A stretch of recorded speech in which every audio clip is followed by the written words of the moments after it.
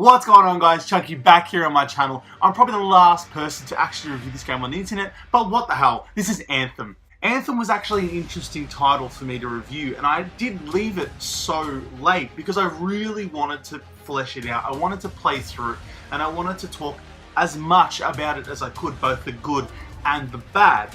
My overall verdict is it's smack bang in the middle. I don't mean to roast this game, so I'm going to try and make this review a bit of a roller coaster, both the good and the bad interwoven into each other. Basically, the brief plot puts you in the shoes of what we call a freelancer. He's basically a soldier that goes into a huge mech suit, which you've seen, called the Javelin, and basically take on an enemy force known as the Dominion.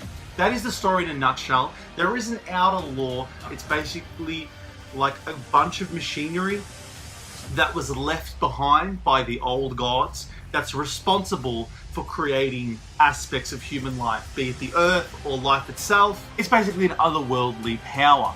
Now, I don't want to get too much into that because the game doesn't really do it either. The game sets it up as a background plot, an overarching story about the history and the lore of the world that you're inhabiting. But once again, it's like Destiny's story based on The Traveler. They address it time and time again, but it really never pays off. And it's basically there to string the story along through DLC and later portions which feel like they're going to be added in order to service that part of the story, the deeper lore and the technology behind why the world is the way that it is. So really what you're left with is a simplistic story about you taking on an enemy faction. Now that's okay, like I said, it's easy enough to follow because it is just as simple as that. Some of the supporting characters are quite cool and have a sense of humor. So the story isn't terrible, but it's not amazing either. However, the thing I probably like the most about this game, or one of the things I probably like the most about this game, were the looks. The graphics are actually quite good. When this game's working at its best, now I play this on PS4, when this game's working at its best, it looks really good. Draw distances are really impressive. Facial animations are quite detailed. There's a lot of things in the world which are colourful, dense, and detailed in amongst themselves. The Javelin suits look really good. They're highly detailed and highly responsive depending on what you do with them. As well as that, the gameplay is just as stellar. I think the gunplay here is really good. If you enjoyed something like Destiny or even Division, which is that loot-based RPG shooter, I think you'll enjoy it here too. Really taking stuff from the Mass Effect series as well, which BioWare obviously killed in the past. However, the combat is only as good as you want it to be. There's a lot of variety, but there's also a lot of stupid things too. Basically, thanks to a repetitive mission structure, that's all you'll be doing, just shooting stuff and flying around. Now, while the shooting is really good, flying is equally as impressive. You might have heard that this game is like an Iron Man simulator. That's pretty much true. There's a lot of stuff you can do with your suit, and just that feeling of bursting into flight at any given moment is so satisfying time and time again. I think that they really got the flight controls down. Now, your suit requires a cooldown every so often, so while you're flying, you can have a little heat bar underneath your HUD there, so you got to basically dive and go through water and elemental options to keep that suit cool. Otherwise, you'll be crashing back down again. Now, while the gameplay is okay, like I just said, it's really good, there are a lot of things that hold it back. It's the repetitive mission structure, so if you're sick of the shooting an hour in, nothing will change for the remaining hours that you spend with it. Unfortunately, it's just addictive. As addictive as you find it in the first hour, that'll stick with you the rest of the way. So if you're really liking it the first couple hours or so, you will stick with that because it'll progress in ways that make you feel more powerful but don't really change the gameplay or mechanics too much anyway. So there is that. But if you don't like the shooting, if it's not up your alley, then you'll find that nothing's going to change enough to draw you in the later parts of the game. Having said that, there is a lot of variety in terms of weapons and abilities. The suits, you're allowed to choose from 4, basically like a scout, a ranger, a titan, and like a really quick, agile suit. That's just the basic abilities in a nutshell, because I don't really want to delve into them, only because you should probably pick one that's best for you. They are unlocked infrequently. You do have the chance to unlock all the suits and test out all the abilities, but I just recommend going in full force with a playstyle that really suits you, because that is what you're going to want to build, and that's what's going to draw you in the first place. If you pick a mech that's not really for you, or you realize that you don't like it as much, yeah, you'll get the chance to unlock one later on, but you're going to be spending the first few hours of the game with something that's boring you to tears. And on top of all that, yes, all this, which really destroys it all, the repetitive mission structure is something that I really never got over, but because the gameplay loop was so satisfying, I sort of stuck with it and pushed through. Now, you might have heard it, the biggest problem with Anthem is the fact that it's unfinished. Now, this is for a few reasons. Obviously, the story doesn't really have a huge payoff in the end, leaving you with a bland endgame, which once again I covered with the repetitive mission structure. And secondly, with a lot of bugs. Anthem is littered with bugs, more so than I've ever seen in any other game that I've played. Now let's discuss a few of them. The first, biggest, and most annoying and consistent bug, or just general performance issue that I had with Anthem, was the loading screens. Oh my god.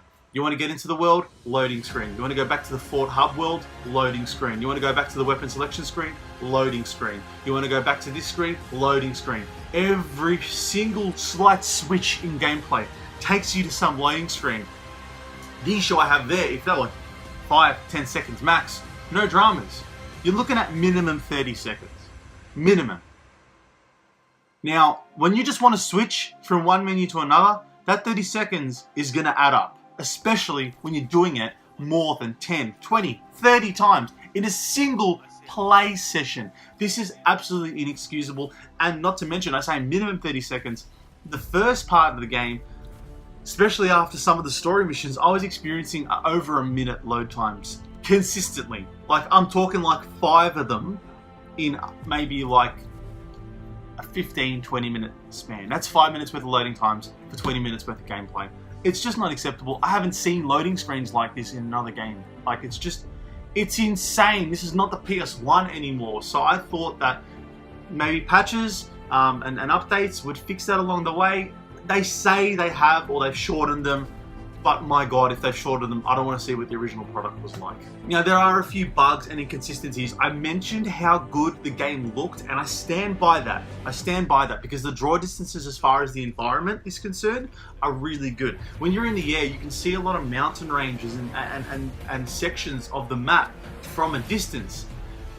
What confuses me is if the draw distance is so good, it might be something that you can't go to. It might be like a pre-rendered, almost like a painting that's supposed to sit in the distance to give you the feeling that you're in this dense, humongous open world.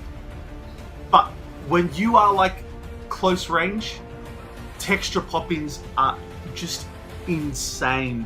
If you look down, like if you're flying and you're looking towards the horizon, it might not be as noticeable. But if you're flying low at a certain distance and you're looking down, the world is practically not there before you are. It's like, oh shit, he's there, quickly, everything pop in because he needs to see this, and it's just ridiculous. And it's also the same thing with the enemies. I noticed there were a couple sections where you rock up to a firefight, and this actually happened. This is something that like I couldn't get my head around. So obviously Anthem being like a multiplayer co-op based shooter, every mission is like, you can make it like a public mission. So whatever you're on, like teammates could join you, or you can join like random teammates and then partake in missions together. So this situation that I had, so I rocked up to, I think I was like late to the mission. I might have been doing something, or like I might have just like been piss farting around for a couple minutes. So my teammates were already at like a mission location. They were already in battle. When I got there, like I landed, and all my teammates were like having a blast. They were shooting shit was exploding, all that good stuff. And for me, there was nothing there. And I was like, hang on, we're supposed to be in the same world. Like we're partaking in the same mission, right? So what am I missing that they're experiencing? And all of a sudden, the enemies just popped up. Like I was in the thick of it. Like they didn't approach me. They just appeared in front of me, behind me, on top of me, below me, everywhere. That isn't even a texture pop in at that point. That's just, I have no idea. Maybe the game scripts battles depending on where you arrive or where you are. but there's nothing natural about that. It's just a pop-in. So I couldn't explain that. I don't know what the explanation is for that. I'm just confused. The game did a lot of things weird, and on top of that, the performance it's good. Like, it's consistent. Like 99% of the time, I didn't find any like frame drops and stuff. I know that other people did. For me, I must have gotten lucky or something like that, because I didn't experience that portion, for the most of it anyway. But I did have that 1% where the game just stopped. It just stopped. It just 1 frame a second. For no reason. Like, usually it happened in battle, I should say that. But apart from that, that was it. The game just said, nah, pause, because I feel like it. Okay. For no reason. So, the game just does weird shit. Like, that's what it is. The game has a lot to offer. There's nothing terrible. I spent 5 minutes racing this game. I said I'd try and make it a roller coaster, but obviously I got carried away. But there's nothing terrible, apart from the bugs, I should say. But that could have been avoided, is what I'm trying to say. Like, this game didn't have to be terrible. There was potential in this game, and I think the main reason why Anthem's copying the flack that it is because it's unfinished in terms of production or development. I think that we're, unfortunately, and this is not something that I agree with, but games like Destiny, in my opinion, ruined, but more objectively changed the market and changed the structure for social and service-based games that basically draw you in initially or with an initial release, and then keep you occupied with awesome, stellar, be it repetitive gameplay, and then slowly feed those missions in based around a larger lore or a larger story, which is never really addressed in that initial release, which is a shame, because I think that Anthem had a lot more to offer, and I think it should have really set itself apart, you know, from the likes of Destiny or even The Division, which is once again coming out with The Division 2. I think it should have set itself apart because it was telling an interesting story for what it was, and it was giving you something new. Like, obviously Destiny and The Division are both shooters in nature, and while Anthem's the same, it had some interesting traversal mechanics. It did have an interesting backstory. It had a few interesting supporting characters, and it was overall polished in terms of aesthetics. So it's just a shame. It really is. It's just a shame, because I really put myself into Anthem. I wanted to enjoy it. I thought that it was something that would at least, I wouldn't say win me over, because I wasn't expecting it to. I enjoyed it initially, but I was expecting it to hold me there a lot longer than it did. And I don't really talk about the end game too much. Not that it's a spoiler, but obviously once you finish the story, there are ways to go about your progression in some ways to upgrade your suit and loot and stuff like that. It's just the same fetch quests or repetitive mission structure.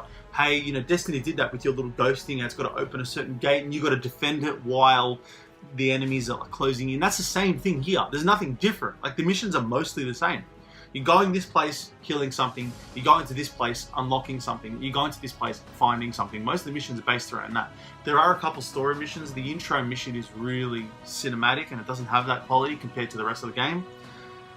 But it fits into the story where you can't actually use all the controls yet. So it's just a shame that you couldn't really partake in it the way that you wanted to. So as far as replayability, like, the gameplay's there, but the mission structure just isn't, and the bugs that are annoying, and the loading screens, it just crumbles under the weight of its own unfinished state. So I don't really like. I want to recommend this, but I'd probably recommend it like Destiny. Like, I'd recommend it once everything's out. If you treat this game like, if you're like if you were anticipating Anthem and you were looking forward to Anthem, the way I see it is, maybe just, like, find a friend who has it, or see if you could borrow it like a month or so later, because people will be over this game. I don't doubt that at all. You have a mate that's over this game, borrow it for yourself, play for yourself, see the initial release, and see what you think. Because for some people, it could draw some people in the short term. I see that. And this is kind of where I'm at as well. Having played through it, obviously, is one thing. So, and I still feel like that. So that's an indicator of how I feel about this game. Play the game, play the first couple hours. If you like it, good. But don't play anymore. I say that because these games, because they remain in their unfinished state, treat them like a demo. It's the fact that they're being treated like full releases. Obviously, you're paying like it's a full release. So I'm saying try to cut out the money aspect and treat it like a demo. And then reserve yourself. If you have the discipline, honestly reserve yourself, because what you're going to play after that initial 2-3 hours is more of the same. So reserve yourself, and then just buy that, you know, that Destiny Forsaken, you know, full release with all the DLC. You know, even Destiny 1 after Taken King, it really picked up in terms of content, story, and variety. So if Anthem's going to do much of the same, just wait. Just wait for it, because it's honestly, I paid like $50 for it. Like, I was lucky, but even then, man, it's pushing it. It's pushing it. It's not a full release. It's not a finished game. And of course, you're charging, you know, like, that's what I paid is one thing, but like, retailers are charging you for a full price game. So it really doesn't, there's no other excuse. If you're going to charge me for a full release, I want a full release. And I know that the landscape of games has changed, and I know that DLC is commonplace, and I know that games as a service, thanks to Destiny, are becoming commonplace, and the Division, which offer these yearly passes are full of content. But you're better off just treating it like it hasn't come out yet.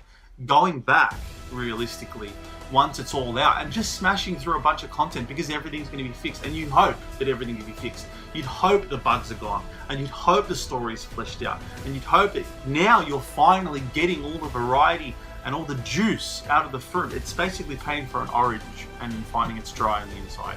It's just not right. And I think that, you know, I don't want games to go this way. And I know it's turned into a rant about the overall structure and the overall development of what games, what these kind of games are now. I just don't think it's right. And obviously, Anthem brought back those Destiny feelings where it's just too hard to latch onto unless you're like a committed fan, because there's nothing, like, casual fans just won't latch onto this. It's not something that you want to latch onto. It's not. The repetitive gameplay loop is fine if you're addicted to it, but it won't keep you there, you know, even if you credits roll. I don't see why anyone would stay for the end game when you've spent hours upon hours doing the same thing in the first place. There's nothing different. There's no, you know, there isn't much variety at the moment. So, at the end of the day, I just say pass on it. I'd say, after all the good things I've said about it, and all the bad things I've said about it, it's an okay play. It just is. That's all it is. It's an okay play. It's not terrible. There are glimmers and there are little specks of an amazing game, buried deep, and I mean deep in somewhere in the tombs of Anthem. But it's there, and I hope one day for all the fans that it rocks up, because it just hasn't rocked up yet. It's not there. It really isn't. It's not something that I would recommend on day one. And the sad thing is, like I just finished with my rant there are a lot more games that I'm finding aren't worth playing on day one, because it's just, whether they're a mess fundamentally, mechanically, or a mess in terms of gameplay and story, there's not much I can say. And Anthem's just another disappointment. So that's it from me. Thanks for watching, guys. I know it's been a huge review today, but like I said, I wanted to leave it so I had this much to say. So yeah, if you liked the video, leave a like down below. If you didn't like it, hey, leave a thumbs down, that's cool too. If you have anything to say or anything to add about Anthem or the state of unfinished games, comment down below, guys, and most of all, subscribe. Hit that bell button down below to stay updated with all my latest videos. And yeah, this is Chunky, thanks for stopping by my world, and I'll see you soon. Take care.